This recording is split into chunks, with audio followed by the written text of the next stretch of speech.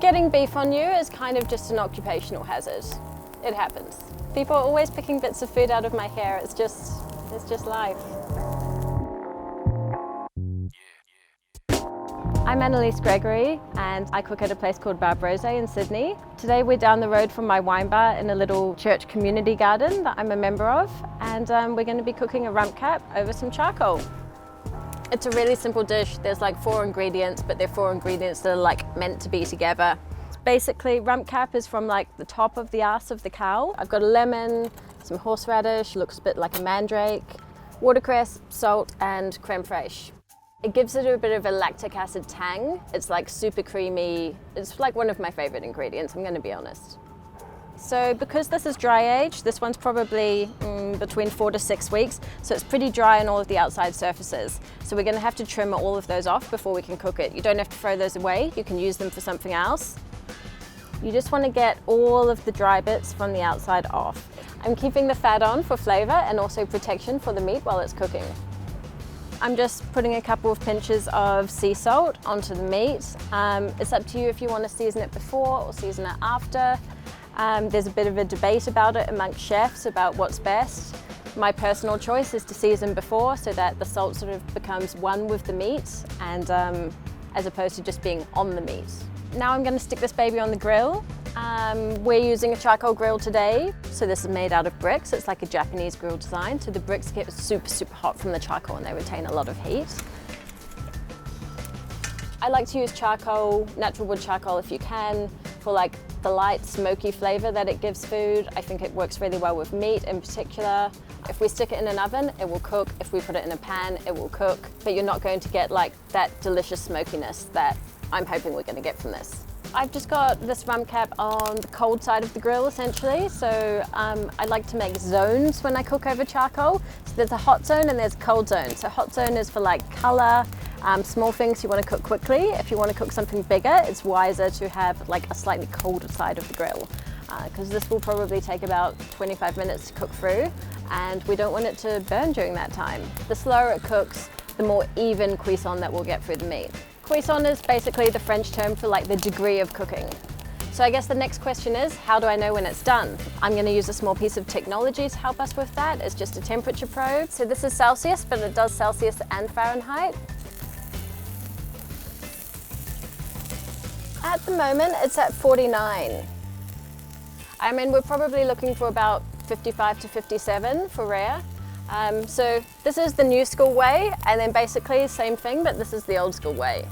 So you just test on like a sensitive part of your body, so generally lip or just under your lip or like the inside of your wrist. But yeah, it's cold, it's not hot yet. Batteries die, equipment breaks. I don't trust technology. We'll rest it for half of the time that it's spent cooking, just so the muscles can relax. It's like a community project. There's a soup kitchen underneath. We feed the homeless and stuff like that. On the roof, there's a roof garden. I'm allowed to grow herbs and stuff there for my restaurant. And yeah, it's connected to this church. I'm not particularly religious, but hey, they give me free herbs. Like, it's a win-win situation. Now we're going to make an accompaniment for it, something really simple. We're just going to do horseradish cream. So I've got some creme fraiche, 2 massive spoons because you can never have enough. I'm going to add some sea salt to it. I generally cook with sea salt. I feel like it's a less like direct and salty flavour than table salt. We are going to peel some of this horseradish. That's about like 10 centimetres of horseradish, but like go to taste. I like a lot of horseradish because it helps to cut through like the fat and everything. So it's kind of up to you. Then we have a lemon. So like 1 big squeeze. This is a very juicy lemon, about 1 tablespoon.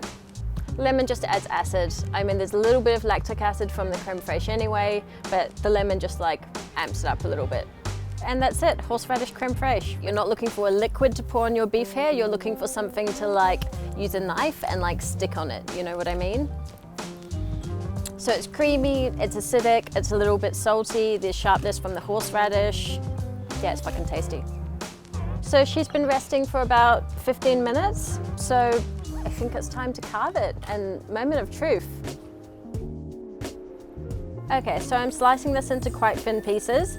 It's pretty rare in the center, but that's how I like to eat beef. Obviously, if you like it more cooked than that, you can leave it a little bit longer, take it to a slightly higher temperature. Totally fine. The coloration goes straight up there because that side's been protected by the fat. It hasn't been directly exposed to the fire. It makes you want to eat it.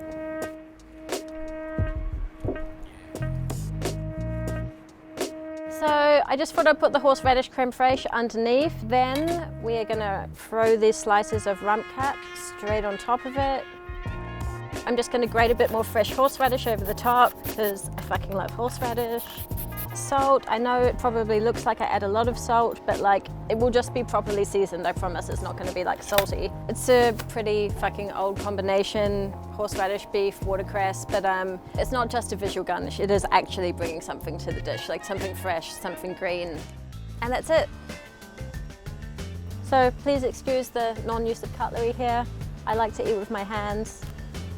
Okay, so it's pretty fucking tasty.